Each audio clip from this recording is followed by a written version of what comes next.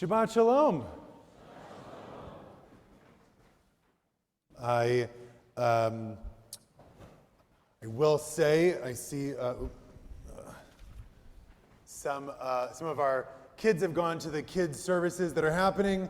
Some are still here. I want to give like a PG warning, some strong themes before I begin a sermon right now.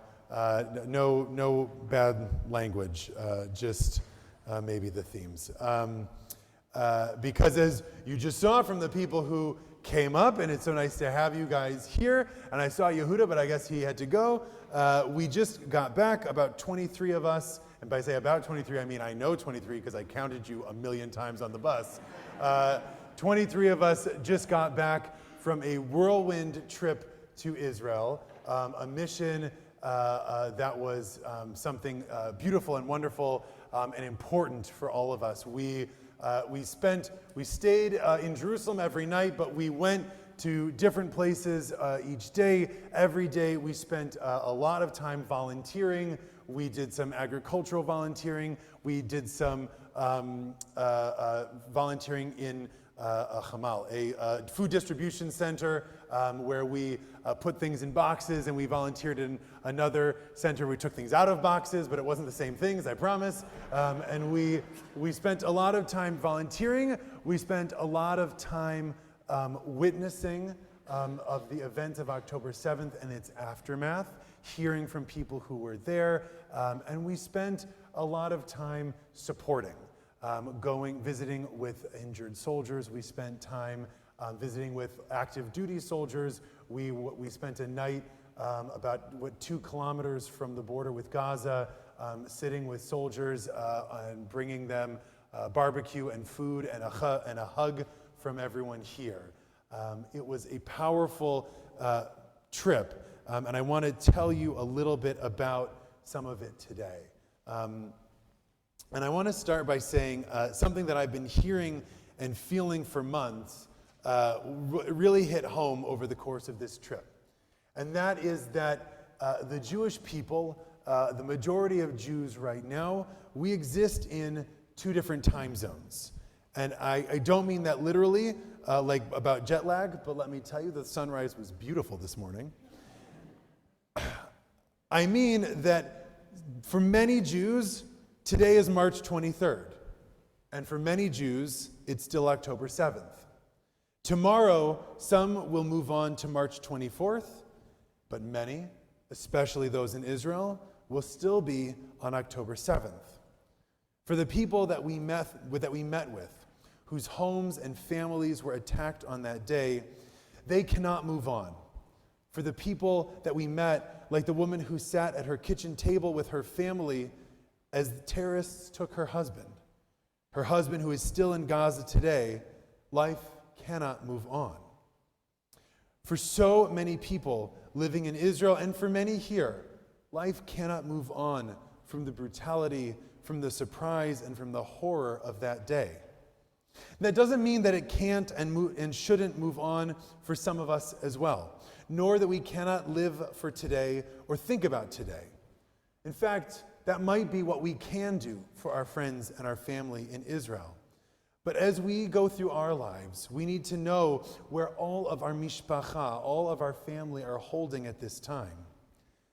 Now I want to start with the hardest part of the trip. There's no way I can do this. Okay, I want to start with the hardest part of the trip. On the evening of our second day, as the sun was setting, we pulled into the fields where the Nova Music Festival was held, and the horrors of October 7th took place. They have turned it into a sort of memorial park with signs up for those killed and for those taken hostage. Some are simple signs, some are huge canvases full of pictures and quotes of the kids that came to this festival, each more beautiful than the last, each more meaningful and poignant. I felt a feeling as I walked there that I have not felt since walking in the forests of Poland looking for mass graves. The beauty and serenity of the outdoor setting grating a dissonance with the terror and violence of what happened there. As I walked in quiet contemplation, I thought, am I stepping on the same ground where someone ran screaming, where someone hid for their lives, or where someone was killed? It's easy to lose the trees for the forest in a situation like this. Seeing the hundreds of memorials can make you forget that each picture represents an entire life, a potential universe of love, of connection to community, and a family affected by their loss. Each sign is a sign of hope and potential snuffed out in a moment's violence. Earlier in that day, we had visited another memorial park where people had gathered all of the cars that were damaged beyond repair on October 7th, over 1,000, all piled up, burnt and warped chassis, or parked in the yard full of bullet holes. Our guide asks us to pick a car, just one, and imagine the lives and the stories behind it. So in this moment at the Nova Festival Memorial, I forced myself to walk and read as many signs as I could to try and focus on the life of each person. And as I walked, I saw a sign that was different than the rest that was brought in by a yeshiva. Some had been brought in by military platoons or by groups, and a yeshiva had brought in a sign that was dedicated l'korbanot, to all of the sacrifices that died here on October 7th. And it sort of shocked me out of my contemplative reverie and actually made me a little angry, because I don't like the idea of thinking of the people who died at the Nova Festival as korbanot, as sacrifices. I also try to never use the word Holocaust when talking about the Shoah. Holocaust, which is a Greek term that translates basically as olah, as the fully burnt offering read about today, and Shoah, which means a catastrophe. Because the people who were killed at the Nova Festival were not killed for an intent. Sacrifice is something we bring to show connection, to make ourselves closer to God. This is people who were not korbanot. They were murdered senselessly. They were not intentional sacrifices. The sacrifices came later. Throughout our trip, we met with people who had sacrificed a great deal.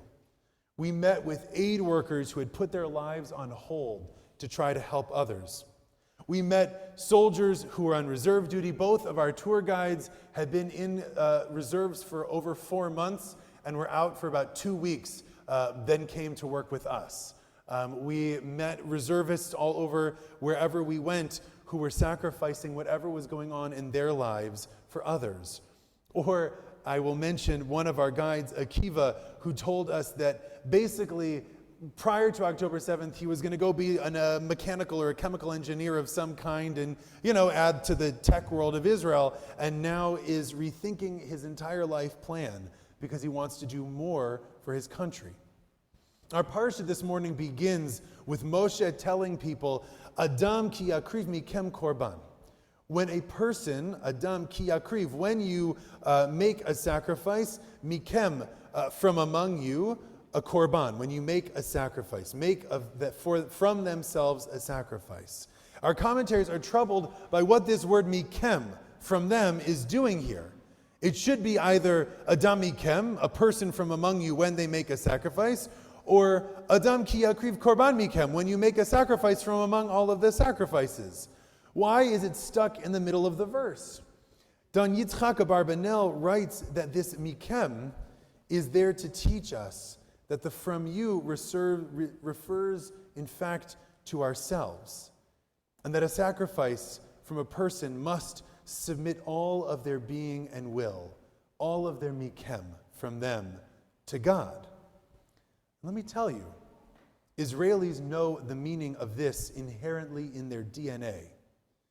People like Rafi, the head of the security at Kibbutz Alumim, who left his family and the safety of the gates of his kibbutz to lead 30 cars worth of Israelis who were trapped outside to safety.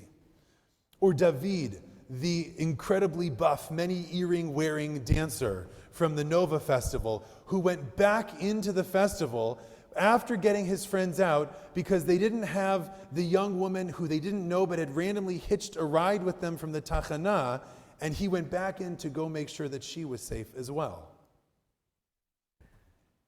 or the marketing executive and restaurateur who now spends all of his time feeding thousands of soldiers, even using an oven that has to be opened with a crowbar and oven mitts that are much too thin.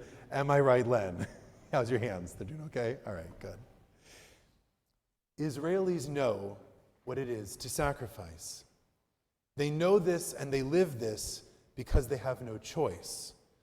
And they know this because they know what it is to give to something higher than themselves. They believe in the project of building the people and the land of Israel. They have a 2,000-year-old dream that binds them together, that demands of them, that demands on all of us sacrifice. Nechama Leibovich points out that the speech Moshe gives about Ki Adam, when a person goes to bring a sacrifice, begins with the word Adam and ends with God's name, making the point that was hammered home by everyone that we met and spoke with on our trip, including, I will say, the participants of our trip from our shul, that we are humans, we are individuals, but in the end, we serve a higher power. We are dedicated to the service of that power and helping those who serve with us. The in a higher power, whether we're talking about God or Tzionut, Zionism, and what Israel, the state and nation, the country of Israel can be, was something that was awe-inspiring. It was something that was pervasive everywhere that we went. And in thinking about it, I hit a point where I can't really go on in speaking to all of you right now, where I need a little more time to gather my thoughts. Because while I witnessed incredible love and sacrifice for the project of Zionism and the building of Israel in our trip, there are places where I have not seen it. Here's where I want to say something, and I hope everyone can hear it. Please listen with resilience. And if I upset you, that's what email is for, or Kiddush after this. Because I have a hard time when thinking about the totality of Israel and its way in the world, of getting past some anger that I feel. I'll be honest and say I've had a hard time for the last few years getting past the anger that I have at the hatred I feel from many of the elected officials, especially those in charge of religion, and the disrespect and hatred they have for me and my way of Jewish life. Since October 7th, I have felt a simmering anger inside of me at the government and its military as to how could they have let this happen? How could the response have been so slow? Why did they leave Rafi to his own devices for so long? And on the day that we flew out of Israel, one of the ministers announced that his ministry is taking another 10 kilometers of the West Bank for Jewish settlement, with hostages in Gaza, and the entire north of the country evacuated because of potential, and many we spoke with said inevitable, war with Hezbollah. Who in their right minds thinks that now is the time for the largest expansion of illegal settlements since the Oslo Accords? Being in Israel, being with Israelis, I was awed by their commitment to their nation and their people. The anger that I felt didn't fully go away. There are still issues of intolerance and governance and response that need to be addressed. I have now neither the expertise, the diplomacy, or the full night's sleep to address them now. What I will say is that the capacity for Israelis to help one another, to defend one another, regardless of internal politics or strife, to sacrifice for the ideals of Zionism and peoplehood brought tears to my eyes at every turn. Zionism, the dream of Israel and what it can be, is a beautiful thing. It is worth sacrifice. It is worth sacrifice from those who live there, and it is worth sacrifice from those of us who have chosen not to live there but are no less connected to the land and the people. Rashi points out, again, this verse of Moshe's exhortation to sacrifice begins in the singular, ki adam takriv, when you sacrifice, but it ends in the plural, takrivu. They are sacrificing. Rashi and the Midrash say this is to teach that multiple groups can join together to offer one sacrifice at the temple. And that's true of all of us today. This community joined together in the weeks after October 7th. We also joined together in the years prior to donate and to help our family in Israel.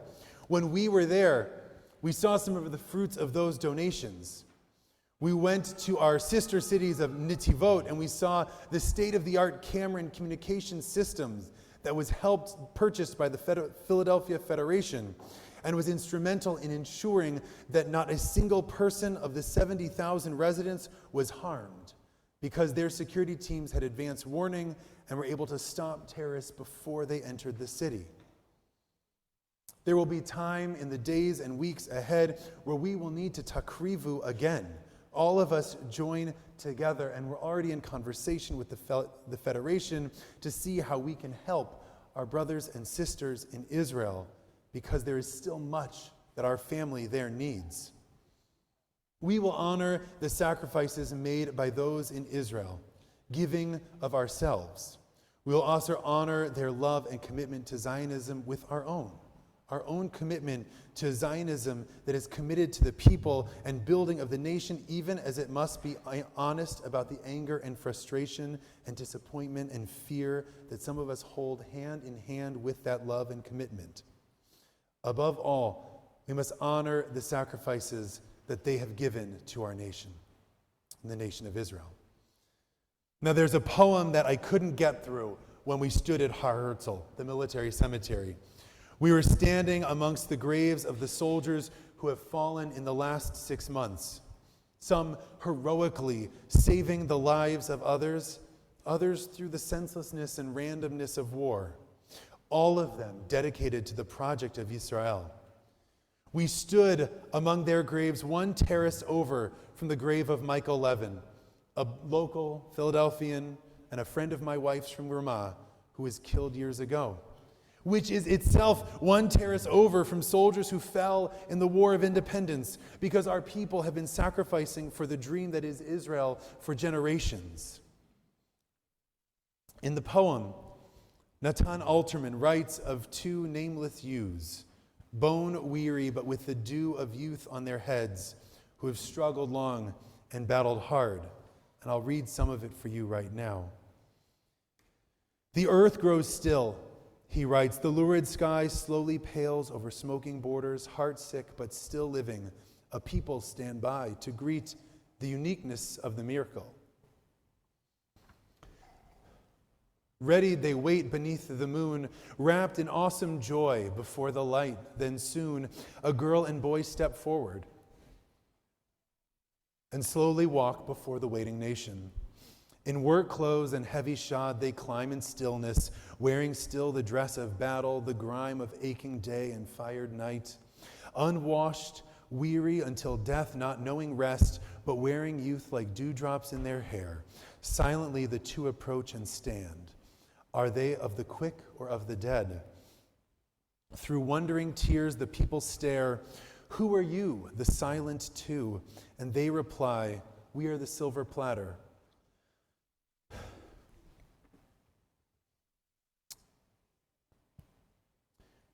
We are the silver platter upon which the Jewish state is served to you. And speaking fallen shadow at the nation's feet, let the rest in Israel's chronicles be told. Friends, there's much for us to do today, tomorrow, as we move forward in our calendar, even if our brothers and sisters cannot. Much of what we have is to honor and remember those who have given their sacrifices and the ultimate sacrifice for their home and the idea of Israel. We have to make sure that all those who operate in the land know the power of its hope and its dream, know the power of all of the people who are working to make that dream a reality, the land better. To know that the project that unites us is greater by far than that which divides us, as long as we are all working for the betterment of this place and the safety and security of its people. We will work to make sure that we can join, in whatever way that we can, our family who is asked to make such sacrifices. And above all, we will honor those who have fallen.